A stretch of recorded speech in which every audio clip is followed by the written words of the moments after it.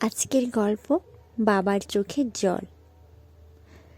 ট্রেনে উঠে জানালার পাশে সিটটা পেয়ে গিয়ে বসে পড়ে মোবাইলটা বের করে হেডফোনটা কানে দিয়ে গান শুনছিলাম। আমার সামনের সিটে একজন বয়স্ক ভদ্রলোক বসছিলেন। দুপুরের সময় ট্রেনের যাত্রী খুব কমই ছিল।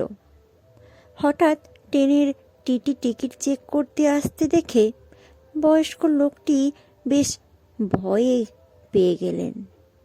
তার হাবভাব দেখে আমি জিজ্ঞেস করলাম, টিকিট কি কাটা হয়নি আপনার? ভদ্রলোকটি খুব শান্ত স্বরে বললেন, ট্রেন স্টেশনে ঢুকে যাওয়ায় টিকিট কাটার সময় পাইনি, আর আমার কাছে ফাইন দেওয়ার মতো টাকাও নাই। আমি তাকে অভয় দিয়ে বললাম, চিন্তা করবেন না, ফাইনের টাকাটা আমিই দিয়ে দেব। আমার কথাটা শুনে দেখলাম তিনি খুব আনন্দিত হলেন। কিন্তু টিটি কি দেখলাম কোনো কারণবশত আমাদের কাছে টিকিট চেক করতে না এসে হিজলি স্টেশনে নেমে পড়ল। যাই হোক, আমি তাকে জিজ্ঞেস করলাম, কোথায় যাবেন? বয়স্ক লোকটি একটু ভাবনায় যেন পড়ে গেলেন।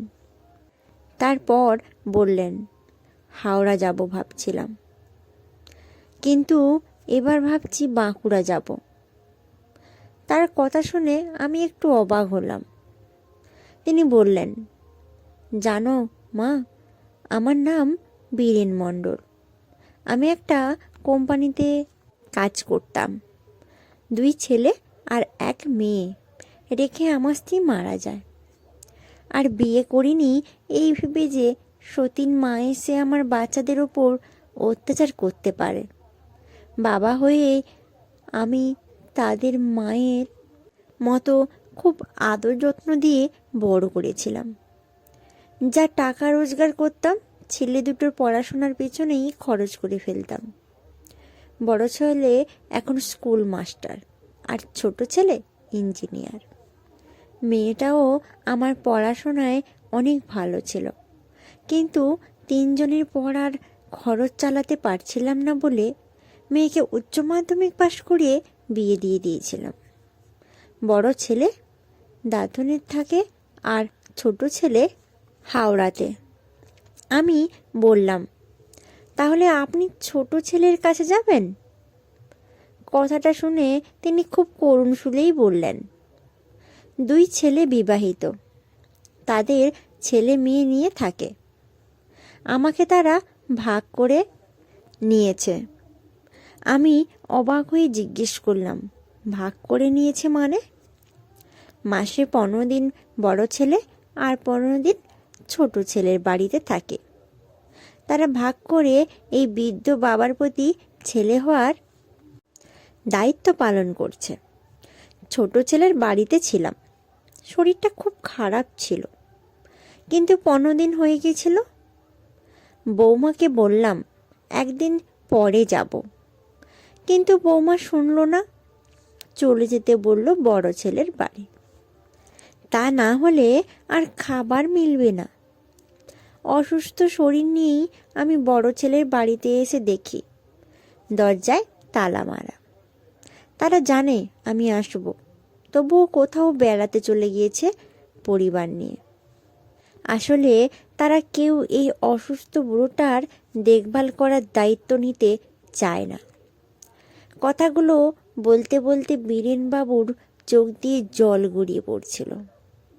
আমি তাকে সান্ত্বনা দেওয়ার ভাষা খুঁজে পাচ্ছিলাম না। তিনি কাঁদতে কাঁদতে দুঃখ প্রকাশ করে বললেন, ছেলে দুটোর পরিবর্তে মেয়েটাকে যদি উচ্চশিক্ষায় শিক্ষিত করতাম তাহলে খুব ভালো হতো।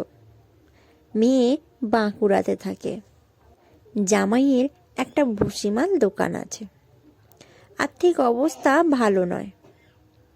মেয়ে আমার অঙ্গনারীতে একটা কাজ করে। অনেকবার ডেকেছে, বাবা তুমি আমাদের বাড়িতেই এসে থাকো। ছেলে থাকতে মেয়ের বাড়িতে গিয়ে থাকা সমাজ ভালো চোখে দেখে না। তবু মেয়ের বাড়িতেই যাব ভাবছি। আমার কাছে ভালো খাওয়ার দাওয়ার চেয়ে একটু ভালোবাসাই অনেক বেশি মূল্যবান। মেয়ের কাছে গিয়ে তার কাছে ক্ষমা চাইব প্রথমে। তার ভাইদের পড়াশোনার খরচ চালানোর জন্য তার পড়াশোনা বন্ধ করে দিয়ে তার জীবনের স্বপ্নগুলো ধ্বংস করে দিয়েছি। তখন ভাবতাম, মেয়েরা তো বিয়ে হয়ে শ্বশুরবাড়ি চলে যাবে, বুড়ো বয়সে দেখাশোনা তো ছেলেরাই করবে। তাই মেয়েকে আর পড়ালাম না, তার স্বপ্নগুলো ধ্বংস করে দিয়েছিলাম। বীরেনবাবুর কথাগুলো শুনে খুব কষ্ট হচ্ছিল।